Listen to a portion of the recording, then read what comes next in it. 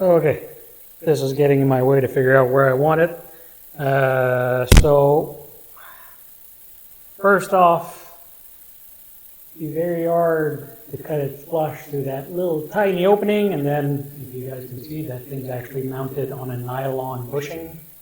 So the last thing I want is to try to cut this off with a cutoff wheel and get it hot enough to actually melt the bushing. So I think I'm going to take it apart. Well, mark it first, take it apart, have the shaft, and put it back together.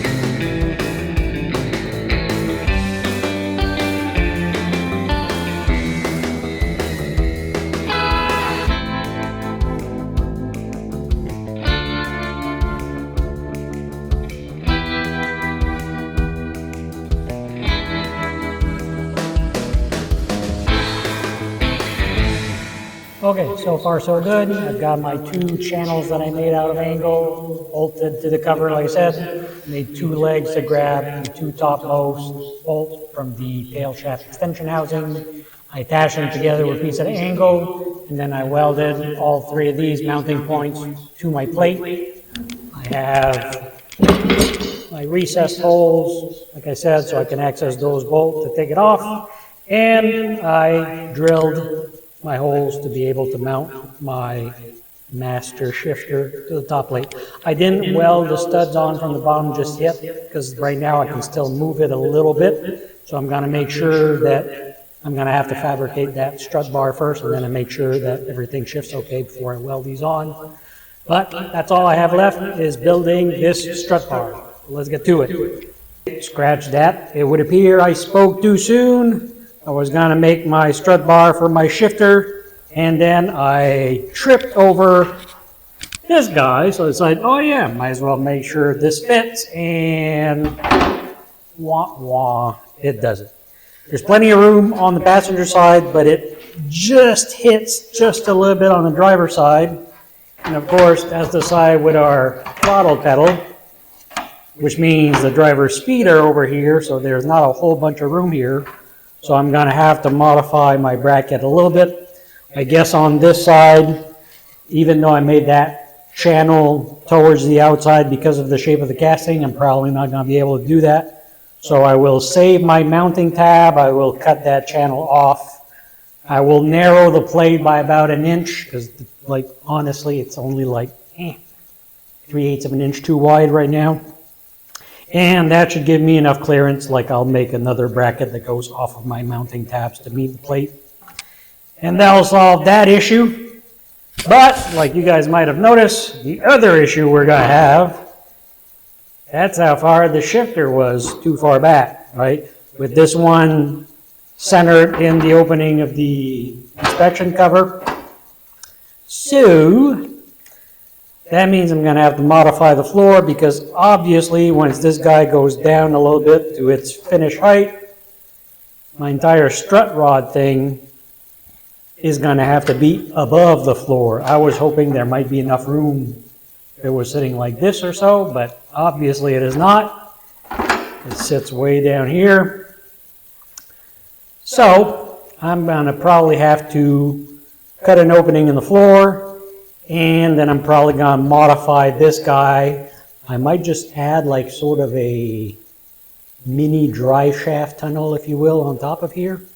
I shall call him Mini Tunnel. And then I'll finish this area like a kind of a turret. That way my strut rod can be underneath this cover, and I can still put a shift boot here to cover where the actual shifter comes out. And speaking of shifter, I took the original shifter off the T8, cut that pivot ball off, grind it down to the same size, cut the end that engages the shift mechanism, ground the flat in it, and that way I'll be able to mount it and use it in the stock location, in the stock position. So that at least will look stock, even though my cover ain't gonna look anywhere near stock anymore. So I guess more work for me. Yay! What are you gonna do? Okay, so I've cut off my outside channel, narrowed the plate, added these two little tabs to hold everything together.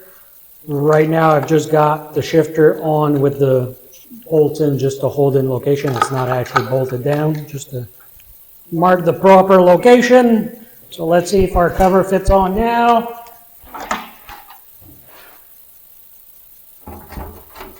There, lots of room now. Perfect.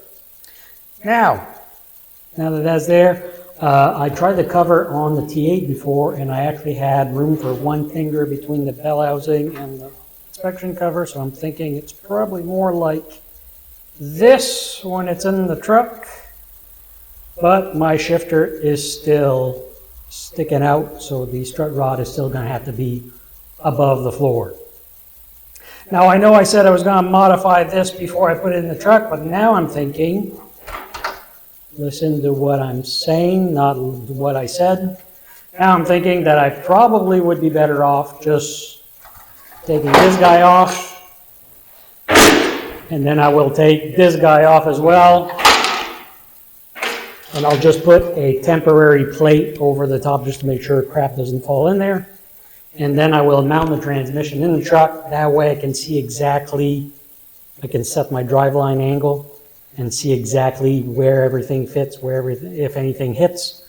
I'll know, I'll be able to mark where this actually lines up with, make some marks on the floor, like on the inspection cover. And then I'm also thinking that once this is done, to make my mini tunnel, I could just make one slit here and then bend it up to make two flanges, and that'll help me set up my small tunnel to cover my strut rod. So I guess now we move on to installing the transmission in the truck.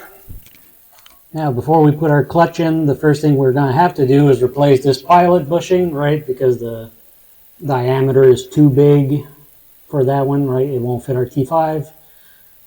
So the way you used to do those, well, if you have a blind bearing puller, you can use that. I don't have one of those. Or the old trick used to be to fill a hole full of grease and then use a punch that was the correct size for the pilot and then drive the punch in. The grease acts kind of like a semi-fluid. You can't compress the liquid, right? So compressing the grease, trying to compress the grease with the punch would actually build up pressure in back of the bushing, and the only way that pressure can get released is if it pushes the bushing out. The only downside with doing it that way is that, well, it's not really a good idea to have a bunch of grease where your clutch is going to be. Like, God forbid you'd leave a little dab of grease in there somewhere and it gets splattered onto the clutch surface while you're driving. That'll ruin your clutch in no time. So there's people on YouTube that use an alternate trick. So I'm going to try here in case you guys have never seen it. And in case of, instead of using grease, we're going to use the next best thing.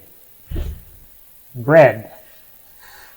Same thing, your bread has to be fresh. If it was an extra slice from the Last Supper, it's not going to work. It's going to be too dry. If the bread is fresh, it acts kind of like Play-Doh, which actually, I don't have any Play-Doh, but I'm thinking Play-Doh would probably work as well. So what you want to do is take off the little pieces of bread, shove them in there, and just fill that hole full of bread.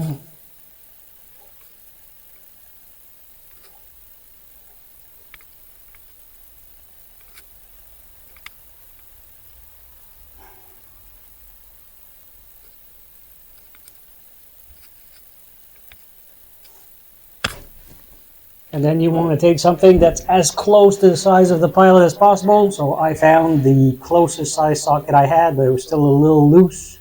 But the next size up was too big. So I wrapped it in tape. Now if I put that in there, it fits nice and snug.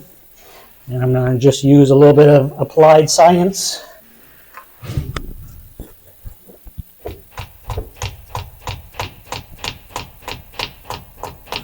I'm going to compress the bread, and then you just add a little more bread. And you just keep doing that until the bushing pops out.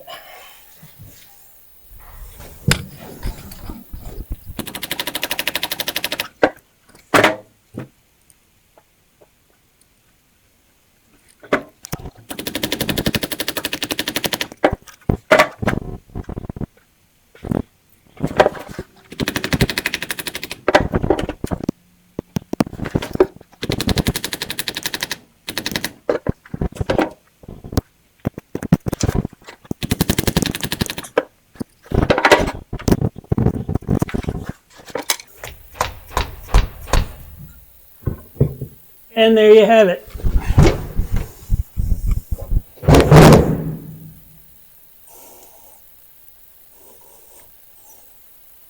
Now all you have to do is remove the bread.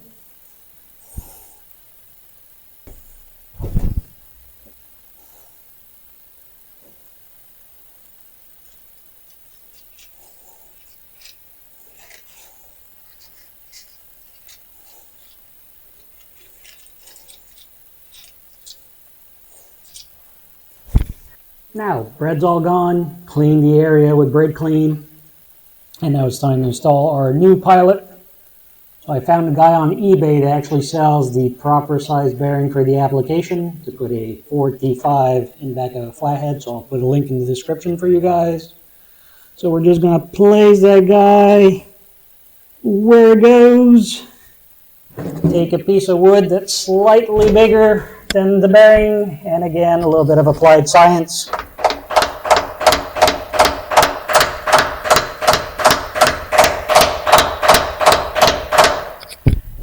And there we have it.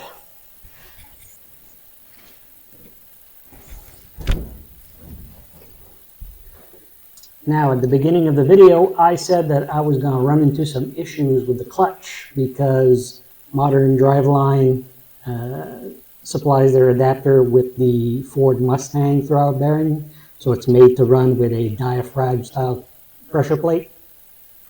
And it is significantly smaller than the throwout bearing on the Flathead, so I didn't know if that bearing would work with the Flathead pressure plate, etc., etc. So I did a little more Googling late that evening, and I found a forum that said that the pressure plate for a 10-inch clutch off of a early 80s, I think the guy said 83 to 86 Ford Bronco or F-150, whatever. The 10-inch clutch was supposed to be the same bolt pattern as the Flathead one. So I went to look online, and at first I looked at the 11-inch clutch because that's what we had, and I already bought an 11-inch disc for it. And that one's not at all the same. The pressure plate actually has 9 bolts that are evenly spaced on the 11-inch pressure plate, so it's not going to match our Flathead bolt pattern. Right? The Flathead is more like, is 6 bolts, and they're more like 3 pairs of 2. They're not evenly spaced. So then I looked at the 10-inch clutch for those trucks, and lo and behold, we have 3 pairs of 2 bolt holes. So that looked promising. So if we hold that guy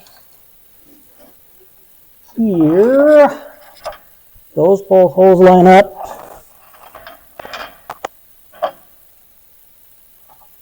Oh, that's looking promising. I think we might have a winner.